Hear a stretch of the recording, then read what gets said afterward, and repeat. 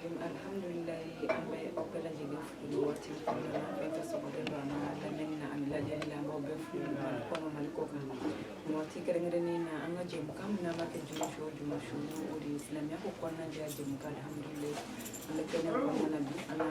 to imam sulman tawla ma ko wona ndo ka ba di ma bela jigi fu ala me bana ka mo bela jigi na ko mo to no na ka am no ko bela jigi ko ba ka na ni na ko parce que na ti ko ne ko Okun kona na sa ando ko terminou ke ni oye blasel comme na fama na ba ka mo dino kona na alhamdulillah di wala na atta bodi no oye na ba wati bile bile do la no ala ka kalu bile bile bay no odi wati na no odi ay araja bay alhamdulillah am ka gira araja ba kalula am ba fu ko barka dala ka timeyirana rajaba fusamantia anankanga barama mununka rajaba kunna na min roda falin sone ani imam hamna ko mo kanala kaje mo belaje den fa imam yerefo imam assalamu alaikum wa alaikum assalam wa rahmatullahi wa barakatuh alhamdulillahi rabbil alamin amma allah ta'ala tando ka barkada ka wali mando an seko da majrala o ko fe an ban kalfa o musabaina sabula ate kalfa tien وكفى مسلك دمفنا صحيح مكان محمد صلوات ربي وسلامه عليه أم الله تعالى دلي على كأن فنا فرما يجي أن الآخرة أم الله تعالى دلي لمن أن سطران قرج جنما على كادي أنا بدين إسلام وبلا جلما أم الله تعالى دلي أن حمنا كود كلهم أنا بعنينا على كسبب نمان ده مولا أم الله دلي جماني على كمدهير لا على ككنا دعنا بنباتوما alaka hina nga islam furula allah kanga kafula ba aljanna kono alako kanye alakra horama kama salatu baraka kama salli ala muhammad wala ambe angama jamakulu bela jelen fo node assalamu alaikum wa rahmatullahi wa barakatuh ikumi ambalma muso anankara mo muso afatu mi noy aja krotum kulubali anga bisigida amena boli rajabka rajaba fasamantiya jumen bala bara jumun kan ga ke akono nana wala ambe allah deli ambe min fo alakani sababa be wala ambe allah taala tando ka ala barkada masami na le ni fasamantiya ke akal junka ni wasu ko noniya chamani o kofe masan ay kalo do fusaya kateme kalo do ka ni joro noniya chamani ay kalo la bilibili ani kalo la fasamanti ani kalo la korotale ayoka ka horoma kalo baindoy noy rajabi namba fama shahrullahil haram rajab o kalo inde kononana Allah ta'ala sona ka shura tamake ni danfon folo kontigi ani danfon laban kontigi no muhammad sallallahu rabbi wa salamuhu alayhi o kuma umma sai aya wajibiya aka jonka uka kaloyin bunya ninga klaka horoma siki sabula kaloyin Allah ta'ala ya fasamantiya ka bin jahiliya watila ka bin islam ya fitna yele mabo kaloyin horoma kalo kundo kafiriya kilela waslam ya fitna yelen bole Allah ta'ala tula ka jidilike aka horoma ya anaka fasamantiyaka okuma misheria ka fo mashiti fona kara Allah ta'ala kelimpi alade masawla bilibili alade masawla korotale okuma masabay min korotalendo aka kuma kan labatuli o wajibi muhammadu mantunka وكفى مشيريا كفان كنت محمد صلى الله عليه وسلم الله تعالى كجوندو أكتيدندو على دم مسيرلا نينغا فيربو نلدبو تشينيو أني جوجو كورتا لوني أما الله تعالى كشيني نعمة جامانك نيتشباينكا أنا صدقنكو أنا كصحابو أني ما منسرا سندرا السندانونا فالقيامة جوكنكا على كنن أويه واتبعوا أنه مصبولا فيا عباد الله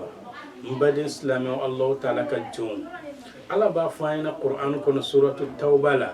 aya bisaba an woro Allah ta'ala ko inna iddata shuhuri inda Allah 12 shahara ikado kalo jati Allah ta'ala yoro ko bebe kalo ta ani fladema fi kitabillah Allah ta'ala minka ka kitabu kono no qur'ane banye o kuma sa abebe kalo ta ani flama yawma khalaqa as-samawati wal ard kabini domi Allah ta'ala sankaba ani duguma kolo da o kuma ay sanke kalo ta ani fla o kalo tam fla Allah ta'ala ko minha arba'atun hurum kalo nani be ala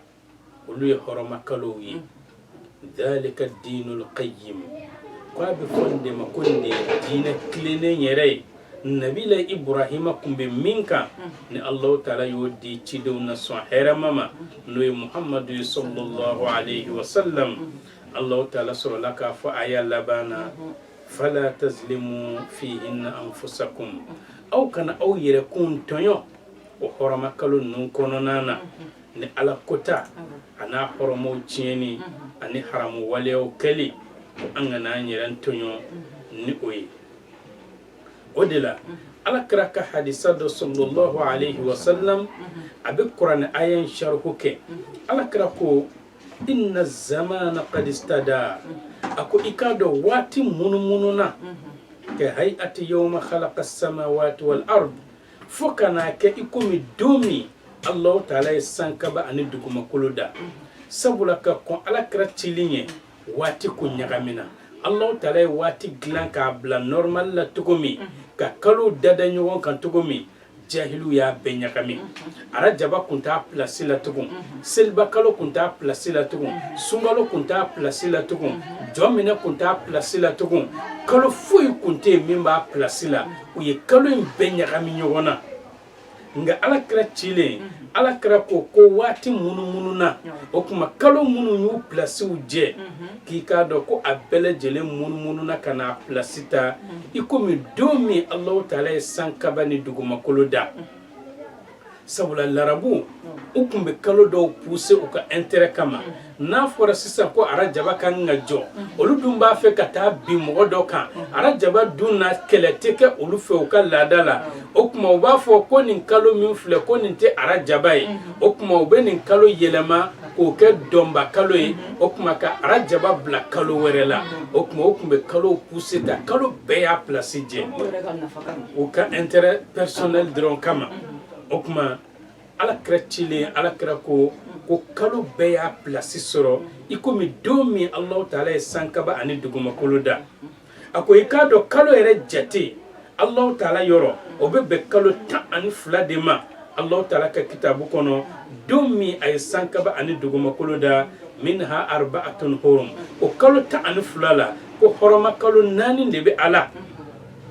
thalathatun mutawaliyat kalo sababe ulu dadalen do nyogonka dhul qa'ada namba fo ma selflache kalo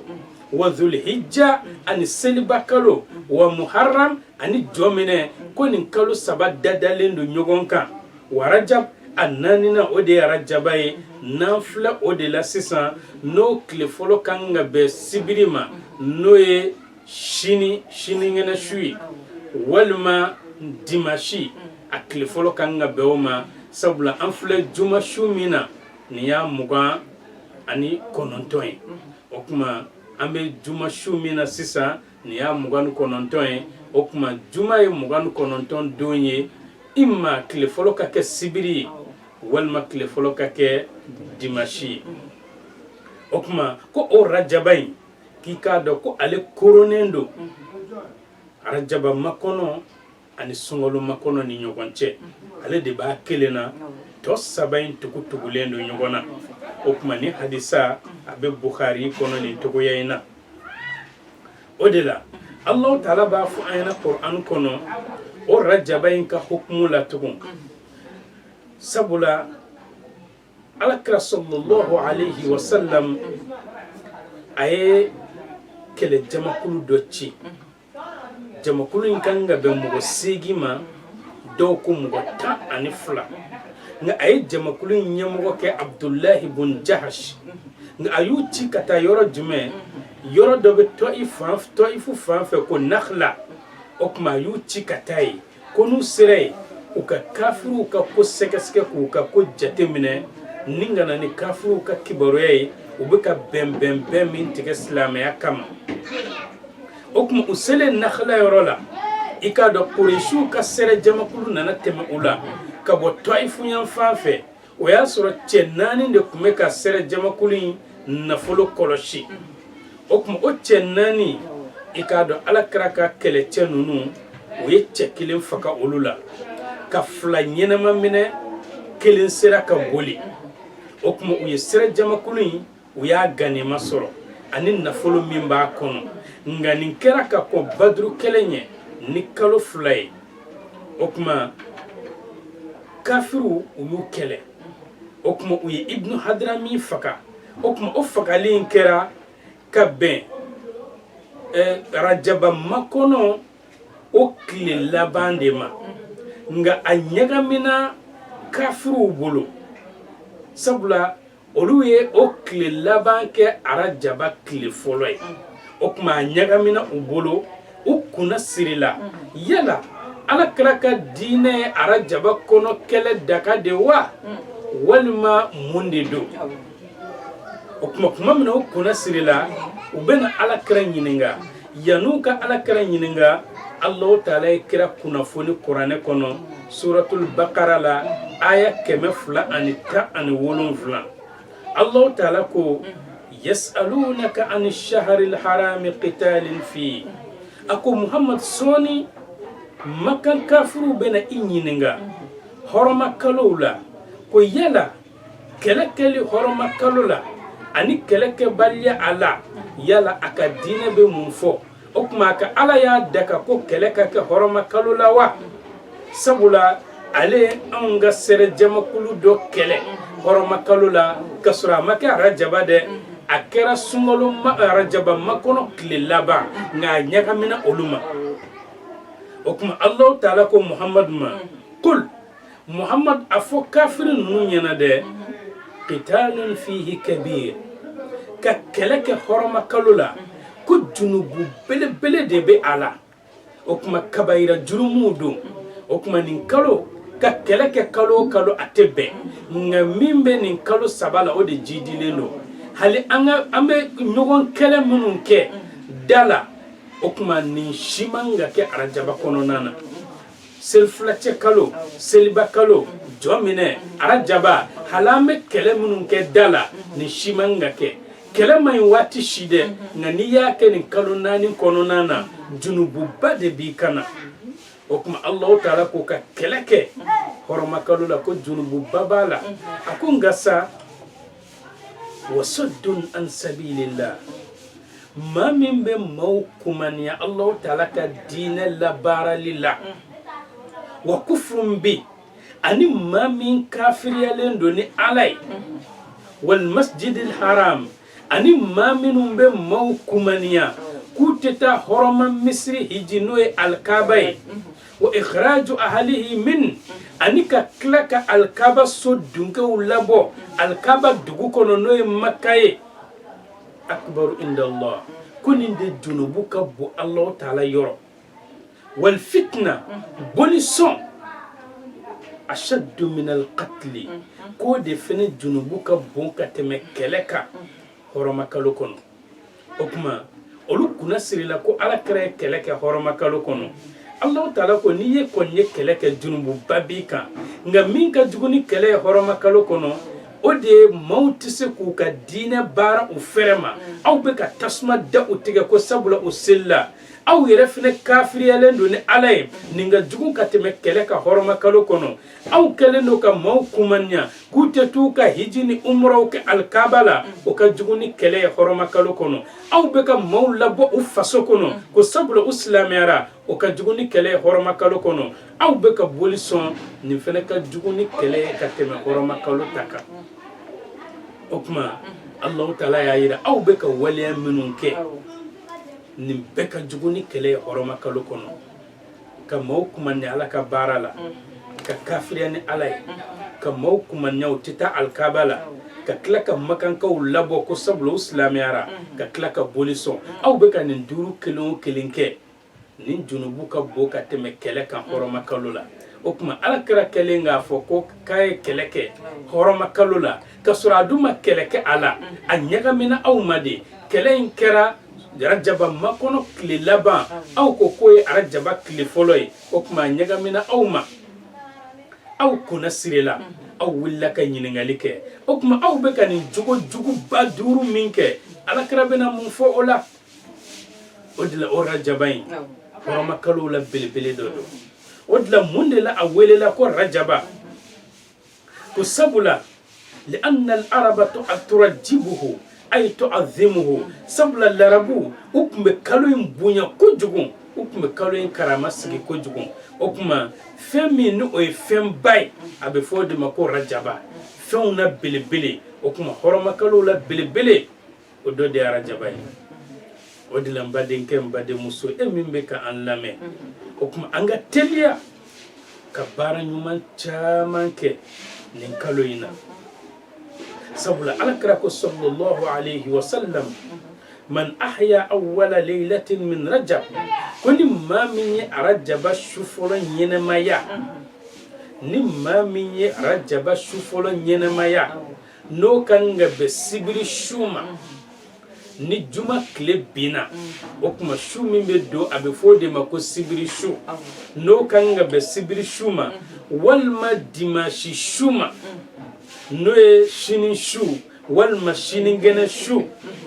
ko ni maa min ye o ɲɛnɛmaya lam yamut qalbu o tigilama dusukun tɛ duka idha mata al-qulub don min na dusukun bɛɛ bɛ fatu ko ni ye Rajaba su fɔlɔ ɲɛnɛmaya e dusukun tɛ fatu o kɔfɛ ko Alahu Taala bɛ tila ka hɛrɛ suru e kan hɛrɛ suru la min ni o ɲɔgɔn ma deli ka kɛ i la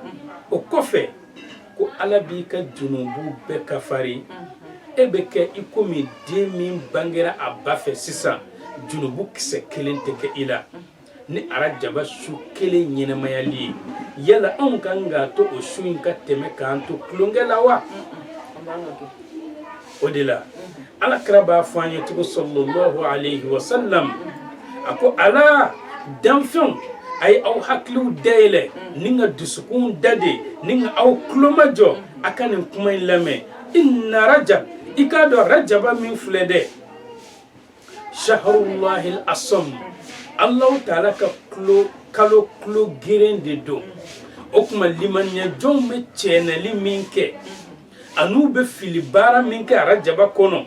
sabula i bɛ baara o baara kɛ kalo in bɛ ɲininka de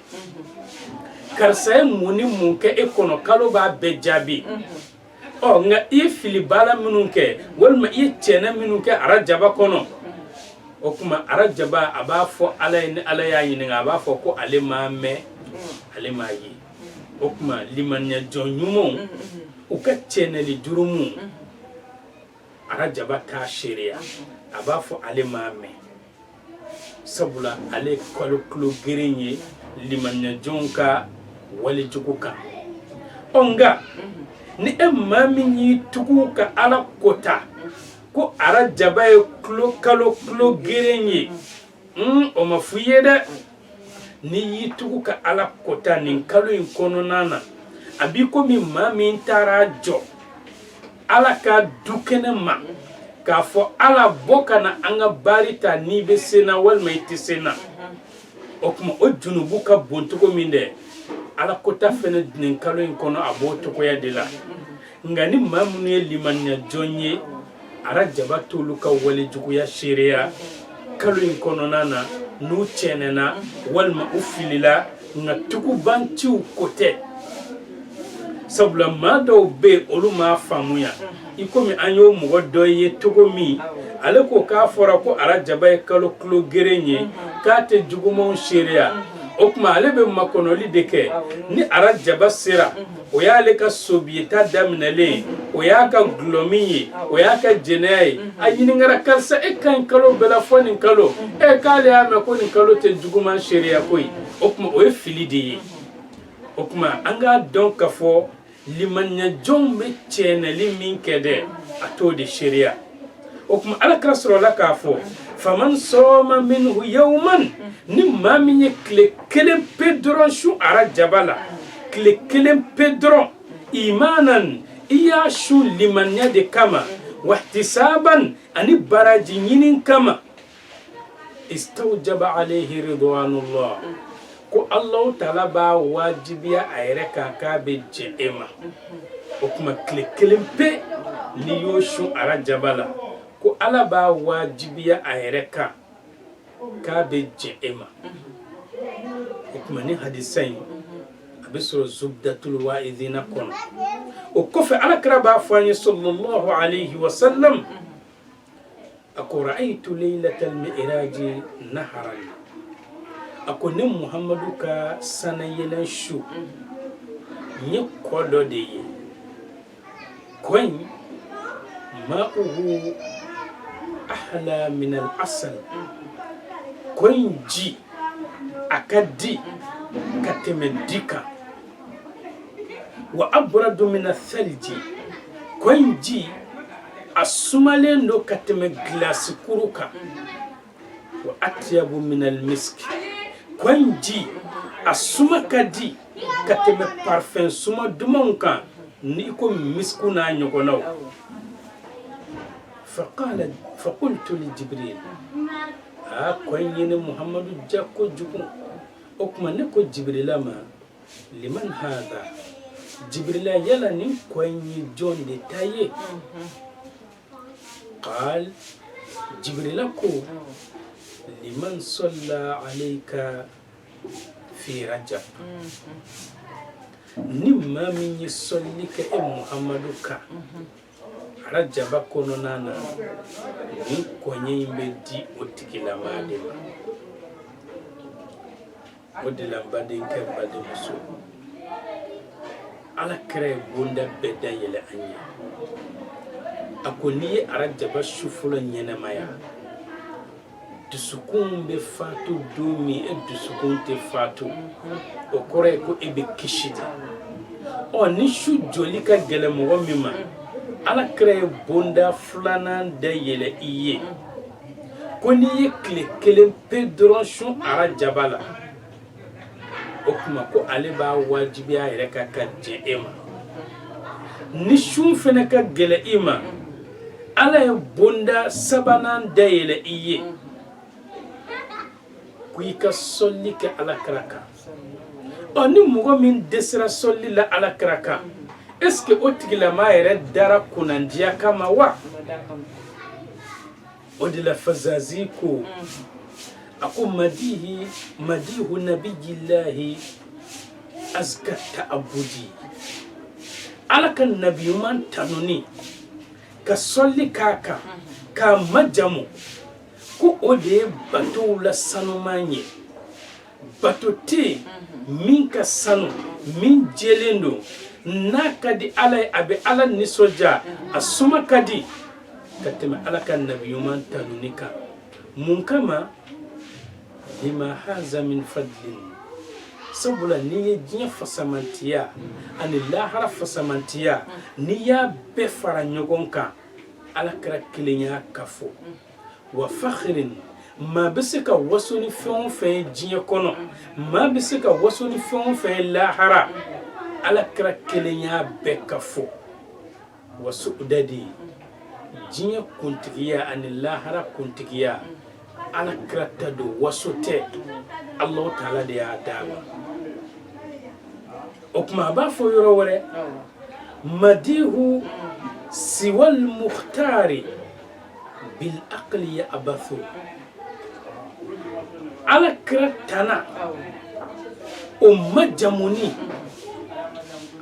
ko hakitigo baye ko ebe klonke de la wa aktharuhu ngani damfen wara kanu ka caya minti ala kray jahlun abe fo kunye jahiliya bara de ye bihil mar'u yarfuthu adama dembe chini kani minyi okuma ko fasiru na ya so aw ya hakli mawye k'aw bɛ aw yɛrɛkun kalama wa aw ka sini ɲɛsigi a b'a fɛ k'o labɛn o tuma a ye taama bi madihil hashimiyi ni hashimuw ka nabi ɲuman in tanuni ye wa hadithu a tila k'a baro bɔ tugun a ko ne yɛrɛ ka tanuni muhamadu kan in dhahabtu ne taara don o don muwaraso a bɛ tiɲɛ ta nka madama ni ne bɛ ɲɛnamaya la i k'a dɔn ne ka muhamadu kanu tasuma de bɛ mɛnɛ don o don ka dɔ fara a tasuma kami kan o de la alakira sallallahu alayhi wa sallam ale ye danfɛn min ye maa si t'a dɔn n'a dabama tɛ o tuma a ye bondaw dayɛlɛ anw ye o de la alakira ko an ma sallallahu alayhi wa sallam a ko fil jannati nahrun ko kɔɲɛ dɔ bɛ aljanna kɔnɔ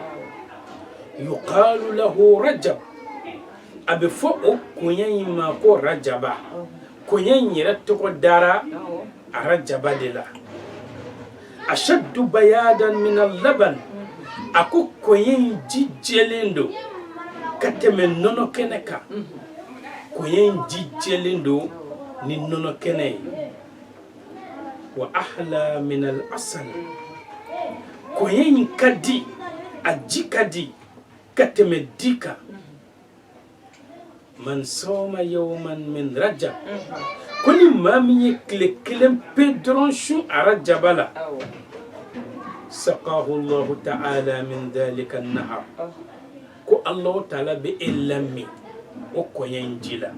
n'i ye tile kelen pe dɔrɔn su a rajaba la o kɔɲɛ in ji ko ala b'i lami o la n'i dun mina o la ka ban o kɔrɔ e ka kisi o latigɛra ka ban o de la an bɛ allahu ta'ala deli kɔɲɛ in ji mini ala k'a nɔgɔya an ye o tuma n'i ye kɔɲɛ in ji min siga t'a la e bɛ kawusara kɔ ji fɛnɛ min ɔ alakira dun ko sallallahu alayhi wa sallam a ko alikiyama jɔ kɛnɛ kan ale yɛrɛ muhamadu ale bɛ dɔw lamɛn kawusara kɔ ji la abubakar bɛ dɔw lamɛn kawusara kɔ ji la umar bɛ dɔw lamɛn kawusara kɔ ji la usman bɛ dɔw lamɛn kawusara kɔ ji la aliyu bɛ dɔw lamɛn kawusara kɔ ji la nka dɔw jɔlen bɛ to kawusara kɔ ji da la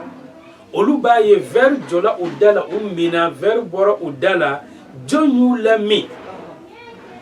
o tuma olu bɛ weleli kɛ jɔn de ye anw lamɛn allahu ta'ala b'a to sankaba 70 sanfɛ a b'a fɔ wasaqahum rabbuhum sharaban tahura a ko ninnu daba ma o de y'u lamɛn minfɛnw na sanuman na o tuma an bɛ allahu ta'ala deli nin kɔji barikama in mini ala k'a nɔgɔya an ye o de la an ba Aisha ale b'a lakali an ye a ko a y'a mɛn ala ka nabi ɲuman da sallallahu alayhi wa sallam alakira bɛ k'a fɔ a ko kullu nasi jiya'un yawma al-qiyama a ko alqiyama jɔ don bɛɛ lajɛlen kɔngɔtɔ de bɛ na i b'a fɔ ko kɔngɔ ka i nugu tigɛ minɔgɔ fana b'i la o togoya la illa al-anbiya ko fo n'a bɔra nabi ɲumanw dɔrɔn na olu falen bɛna minɔgɔ t'u la wa ahlihim nabi ɲumanw ka denbayaw olu fana falenw bɛna minɔgɔ t'u la o tuma a jamakulu sabanan jumɛn ye jɔnw ye minɔgɔ tɛ minnu minɛ kɔngɔ t'u minɛ k'o de ye wasaimu rajab ni maa min ye arajaba sun wa sha'ban ka sunkalo makɔnɔ da o kan wa ramadan ani ka sunkalo da o kan ni maa min ye nin kalo saba tugu ɲɔgɔn na o de la n'i ye an ka fɔlɔ cɛkɔrɔbaw ye kabini bɛ fɔ ko arajaba su fɔlɔ ye bi ye i tɛ dumuni ye u nɛn kan tile fɛ ni suntigɛ seli don tɛ o tuma o sinsinnen don an ba Aisha ka hadisa in de kan okuma alakira sɔrɔ la ka hadisa laban fa innahum shiba ako nunun falendo la jo alahum wala atash minɔgɔtɛ nunun na kɔngɔ t'u la nabiyuman somɔgɔw ani arajaba ani sungalo makono ani sungalo maa min bɛ ni saba sun ka tugu ɲɔgɔn na olu de bɛ fara nabiyumanw ni nabiyuman somɔgɔw kan alikiyama jɔ don n'a bɔra nin jamakulu saba la ko bɛɛ kɔngɔtɔ bɛ na bɛɛ minɔgɔtɔ bɛ na. kalo saba in bɛɛ bɛ sun kan a tile bɛ tugu ɲɔgɔn na i tɛ don bila. a tile bɛɛ bɛ tugu ɲɔgɔn na i tɛ don bila fɔ ni lujura y'a to i ye don bila i komi farigan y'i minɛ walima bana y'i minɛ o tuma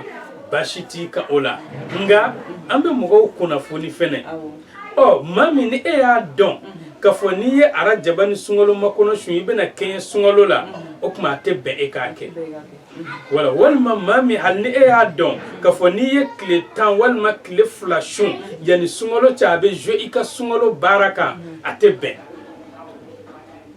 o tuma maa min bɛ yen ni a fanga b'o la n'a bɛ se k'a bɛɛ sun olu de ko don nka maa minnu bɛ yen n'u y'a kɛ ka arajaba ni sunkalo makɔnɔ sun ka taa kɛɲɛ sunkalo la baraji ma ɲi dɛ o tuma a ma dafa sabula sunkalo in de ye wajibi ye o tuma n'i sera ka nafila kalo 2 in tugu a la alhamdulillah nga ni e y'a dɔn k'a fɔ a fanga t'e la e tilara k'i bɔn a kan a taara e dɛsɛ sunkalo la i k'a dɔn i tɛ fara jamakulu ninnu kan nga n'a m'i dɛsɛ sunkalo la i dun y'a dɔn fɛnɛ a fanga b'i la i y'a kɛ alhamdulillah o tuma baasi t'i kan nka kuma dɔw la i b'a sɔrɔ a fanga bɛ mɔgɔ dɔ la nga lujura bɛ don a camancɛ la a b'a daminɛ sunkalo bɛ surunya dɔrɔn bana bɛ cun a kan o tuma a bɛ fɔ k'o ye lujura ye sabula hali mɔgɔ dɔ bɛ yen o ma sun yɛrɛ sunkalo kɔnɔ bana bɛ cun a kan o tuma olu ta ye lujura ye nka e yɛrɛ b'a dɔn ne farikolo bɛ cogo min ne tɛ se ka kalo 2 sun ka tugu ɲɔgɔn na e yɛrɛ b'a dɔn sunkalo bɛ ban kuma min a b'a sɔrɔ e yɛrɛ ni sirila ka da i kun ne ko k'i bɛ kalo 2 bila o ɲɛ e m'o dabɔ i kɛɲɛni kama farida la o tuma maa minnu bɛ yen ni fanga t'olu la olu ko tɛ o tuma a b'i komi an ka waati a b'a fɛ ka koro yan nɔ inshallah ni Allahu ta'ala sɔnna. ne fa mi ka kuma la segin dɔɔni n'a fɔ an bɛ nafila seli minnu kɛ ni urudi kɛrɛnkɛrɛnnen dɔ bɛ arajaba in kɔnɔna na min kan ka k'an fɛ. alhamdulillahi rabbil alamin nafila sugu bɛɛ ka ɲi arajaba kɔnɔna na ni maa min sera ka nafila seli kɛ an ye kumakan fɔlɔ min fɔ ni maa min ye arajaba su fɔlɔ ɲɛnamaya o kuma su bɛ ɲɛnamaya ni nafila seli a bɛ ɲɛnamaya ni wurudi ye a bɛ ɲɛnamaya ni kuranɛ kalan ye a bɛ ɲɛnamaya ni alakira ka hadisaw kalanni ye wa hali su bɛ ɲɛnamaya ni wajulikan lamɛn ye su bɛ ɲɛnamaya k'i ka denbaya fara ɲɔgɔn kan ko alakira majamu u ɲɛna walima k'u ladi k'u bila adamadenya taasira kan nin bɛɛ ye su ɲɛnamaya sira dɔ ye o kuma nafila in n'a y'i ja i b'a kɛ ni qul huwallahu ye n'o m'i ja sura min ka nɔgɔ i ma i bɛ se k'a kɛ n'o ye n'i seko kɛra jɔko hakɛ min ye nka kuma o kuma ni maa min ye jɔko 2 kɛ 4 tigi ka baraji ka bon n'o ye 6 tigi fɛnɛ ka fisa ni 4 tigi ye 8 tigi fɛnɛ bɛ 6 tigi ɲɛ 10 tigi fɛnɛ bɛ 8 tigi ɲɛ kuma o kuma n'i bɛ ka caya i ka fasamantiya bɛ bonya o kuma ni su ɲɛnamayali ka gɛlɛ i ma tile 1 su a la Allahu Ta'ala jati kama n'o ka gɛlɛ i ma o kuma sɔli kɛ tile gɔnw ni su fɛ min ka nɔgɔ i ma o kuma nin bɛɛ ye bondaw de ye Allahu Ta'ala kɛlen don ka min dayɛlɛ nka ni nin bɛɛ gɛlɛyara min ma ni don ka nɔgɔ i ma sarakati fɛnɛ ye alabato de ye o kuma ka adamadenw dɛmɛ k'u ka makow ɲɛnabɔ nin bɛɛ ye alabato de ye o kuma bato nɔniya o nɔniya n'i b'a kɛ arajaba kɔnɔ a bɛɛ jidilen de don a bɛɛ fasamantiya ka bon min ka nɔgɔ e ma dɔrɔn o kuma e k'o kɛ Allahu Ta'ala jati kama ni Allahu Ta'ala sɔnna i tɛ fɔ i sara kɔ alqiyama jɔ kɛnɛ kan o kuma an bɛ Allahu Ta'ala deli ala ka faamuyali ko ɲuman di an ma ala ka an garijɛgɛ don sigida wɛrɛ la insha Allahu Ta'ala ni Allahu Ta'ala ye sigida wɛrɛ don an garijɛgɛ la an y'a bila yɔrɔ min arajaba in na an b'a ta o yɔrɔ in na ami Allah ta'ala deli alaka an si joka o don kono an b'a fɔ wassalamu alaikum wa rahmatullahi ta'ala wa barakatuh.